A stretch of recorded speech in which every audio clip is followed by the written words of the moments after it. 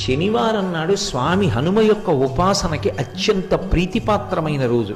శనీశ్వర గ్రహాన్ని తన తోకకి చుట్టి ఆయన మీద శని యొక్క ప్రభావం లేకుండా చూసి శిక్షించినటువంటి వారు స్వామి హనుమ. హనుమని ప్రార్థన చేశాడు శనీశ్వరుడు, అయ్యా నీ చేత నేను ఇప్పటికే చాలా హింసింపబడ్డాను, నన్ను నీ తోక నుంచి విడిపించు, నీకేం కావాలడుగని అడిగాడు. అడిగితే స్వామి హనుమ శనీశ్వరుని నుండి ఒక మాట పుచ్చుకున్నారు, ఎవరు నాకు పరమ భక్తులై ఉంటారో అటువంటి వారి జోలికి నువ్వు వెళ్ళకూడదు. ఒకవేళ జాతకంలో శనీశ్వరుని యొక్క ప్రభావం చాలా విశేషంగా ఉండేటటువంటి వారు కూడా హనుమ యొక్క అనుగ్రహానికి నోచుకున్న వారైతే అటువంటి వారందరికీ కూడా శనీశ్వర గ్రహం యొక్క ప్రభావం విశేషంగా ఉండేటటువంటి అవకాశం ఉండదు.